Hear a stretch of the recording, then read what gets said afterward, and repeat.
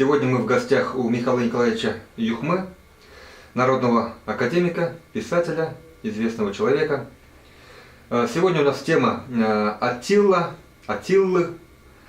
В мире Аттилу знают, ученый народ знает, и кто интересуется историей знают. На Западе его называли бичом Божьим. Чуваши, казахи, тюрки в основном, также и турки отношение имеют к Аттиле.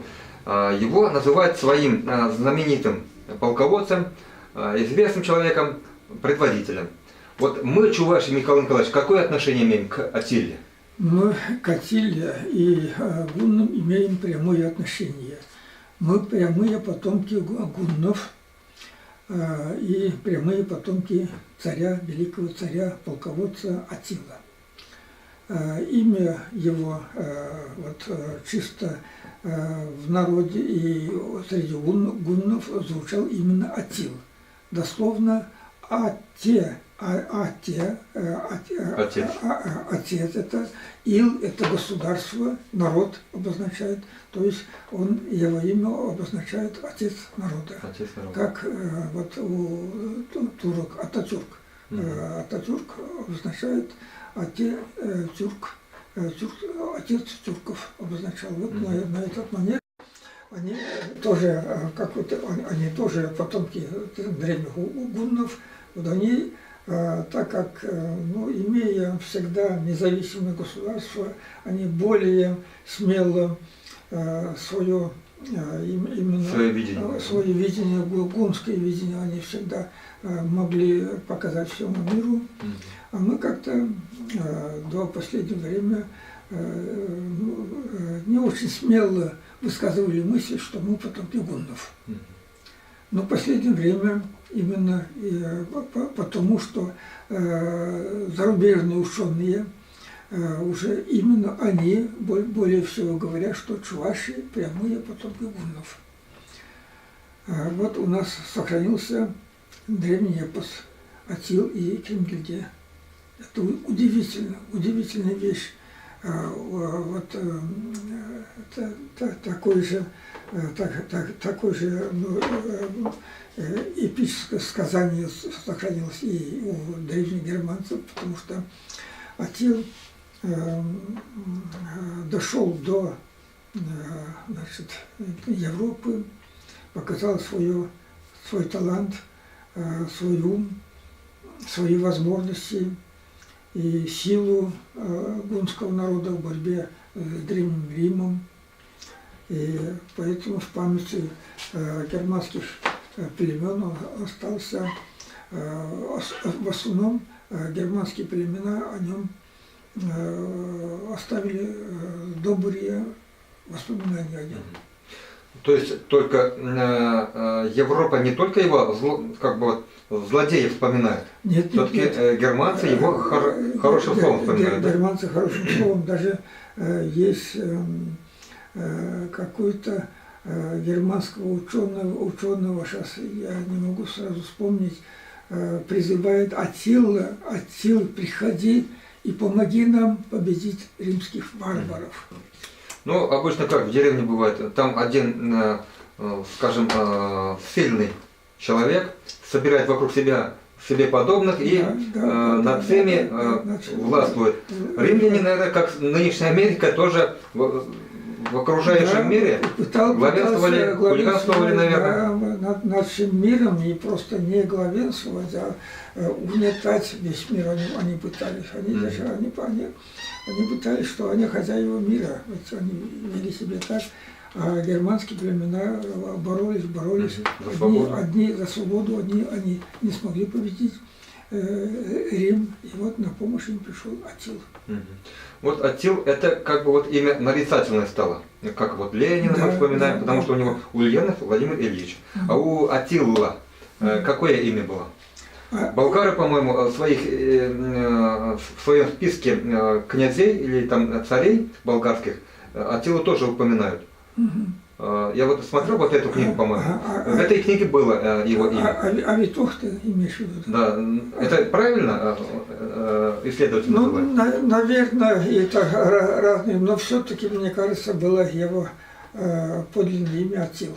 Атил же был. Отец народа. Отец народа. Ну, то есть родители могли просто, вот у него какое-то вот озарение было, давай-ка мы назовем его, пусть он будет таким хорошим. Вполне, потому что он это в семье царей. Ну да, у него же род царский был. Царский род, и родители, предки верили, может быть, что он в конце концов победит Рим. Рим в те годы для всех народов это был гроза, это был страшный враг всех остальных народов. Ну вот когда Атил пришел к власти, стал царем, где они жили? По географическим понятиям? По географическим понятиям современной вот Румыния, территория Румыния и это Венгрия. Вот. Но они в Европе жили уже, да? Да, уже Европе. Они переселились или они уже изначально там жили? В первом веке перешли Волгу. Перешли Волгу и жили вот на территории Северного Кавказа, северокавказских степях.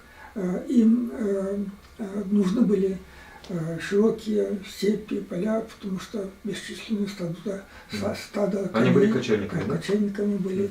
И постепенно двигались на запад.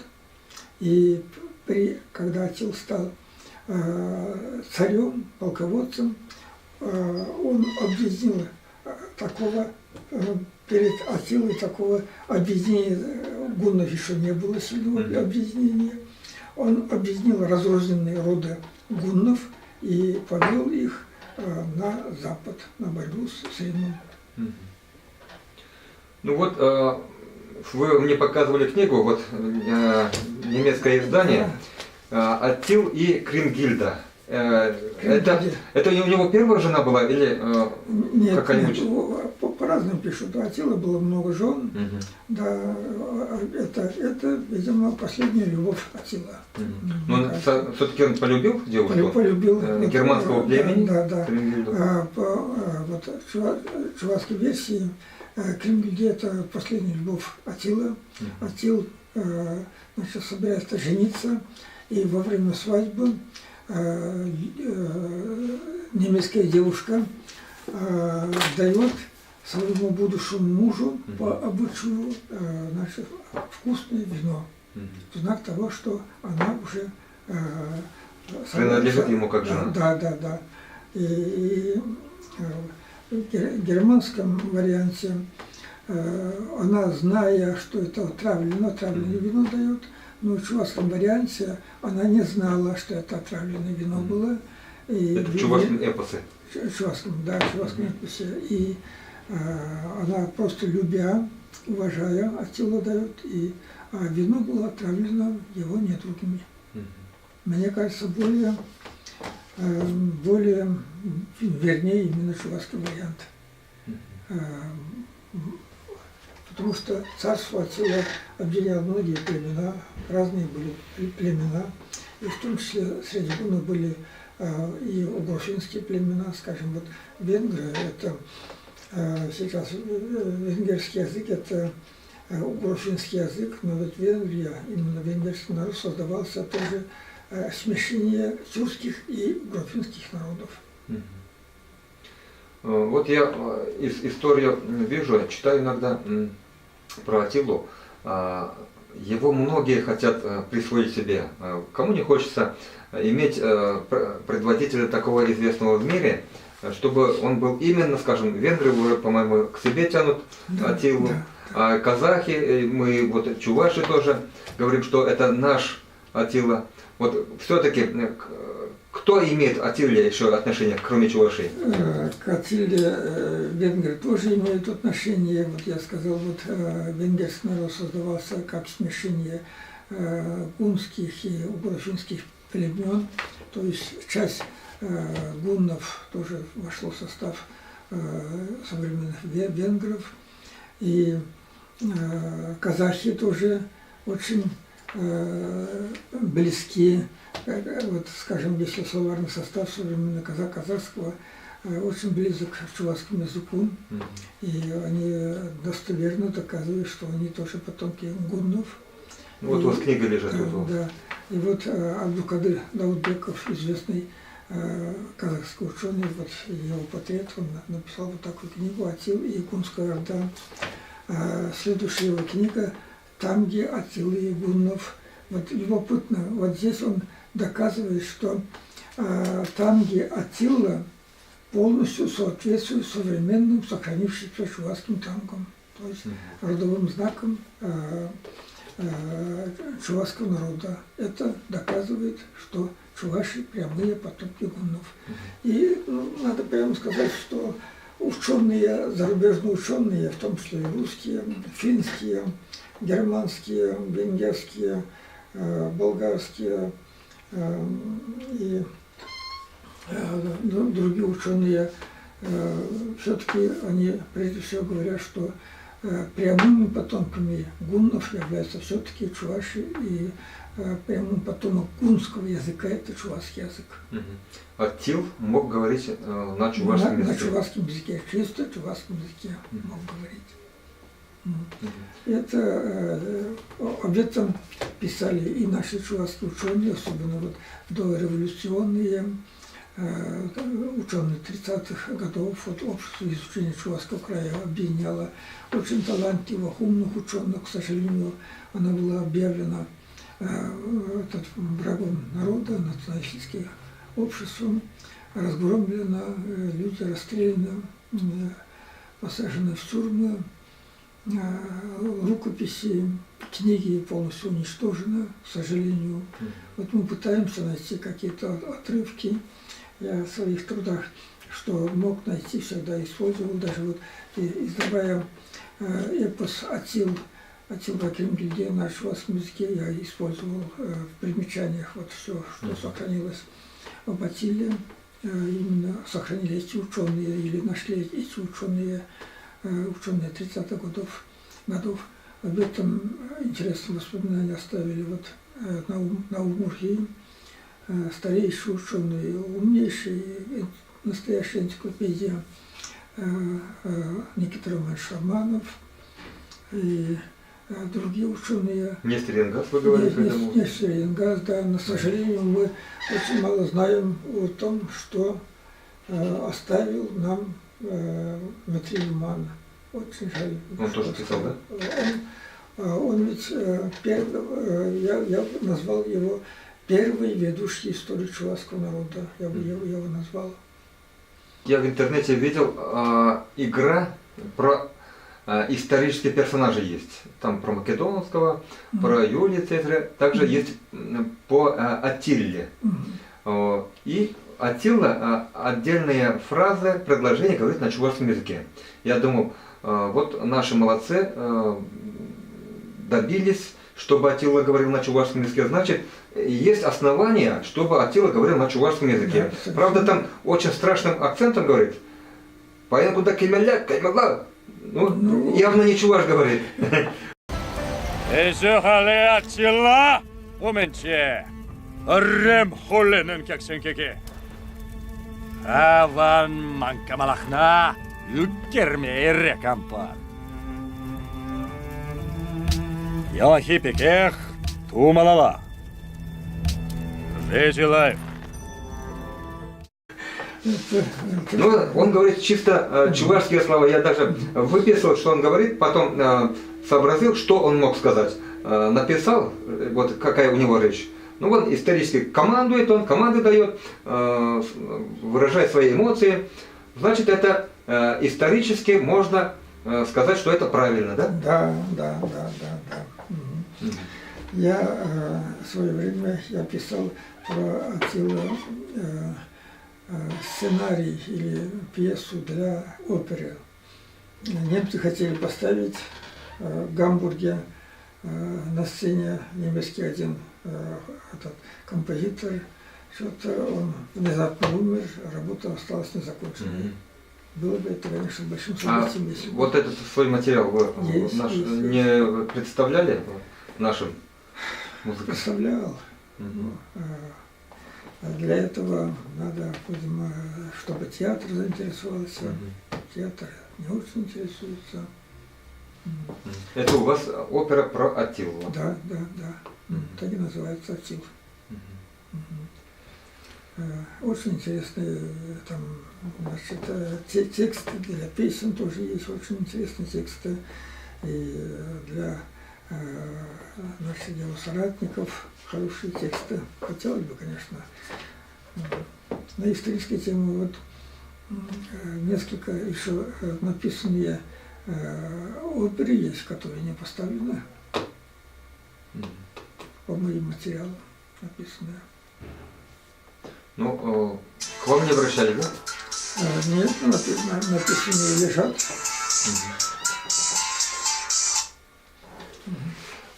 Есть мультфильм о Покахонтас про китайскую девушку, которая идет на войну с гуннами вместо отца. Китайцы воюют с хуннами, с гуннами.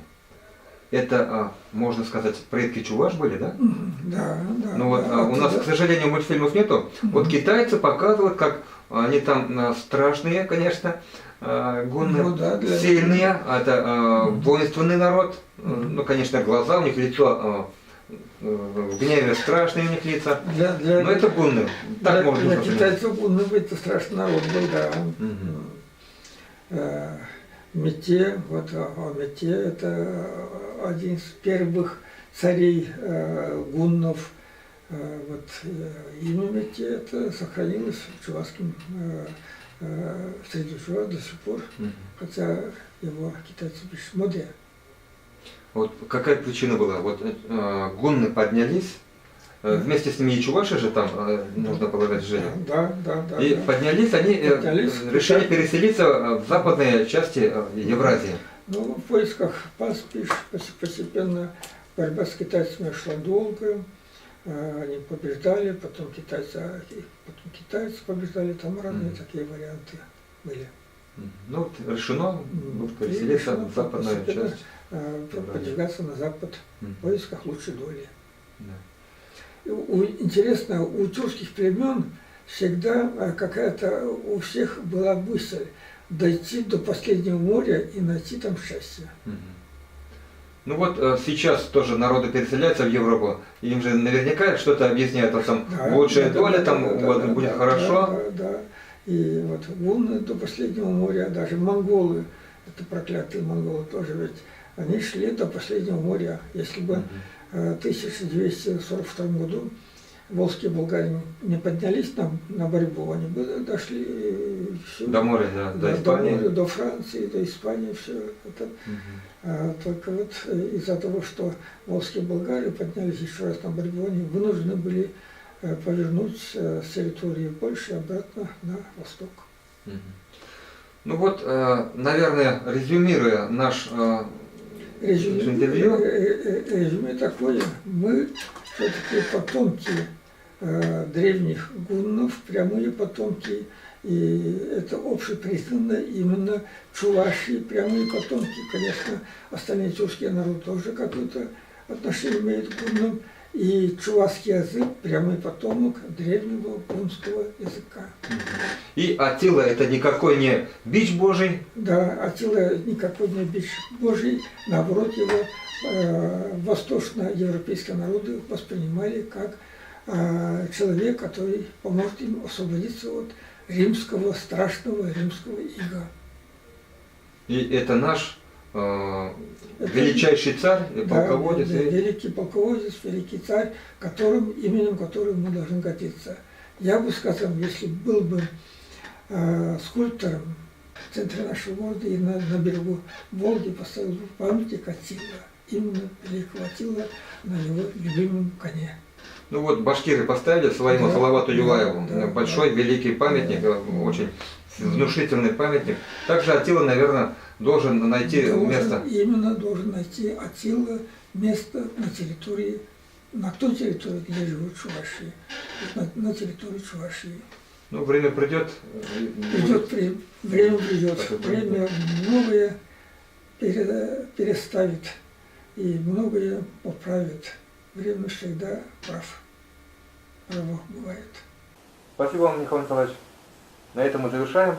До новых встреч. Спасибо. Желаю всем добра Желаю всем счастья. Читайте исторические книги, исследования о наших великих героях. Гордитесь этими великими нашими предками, великими нашими героями.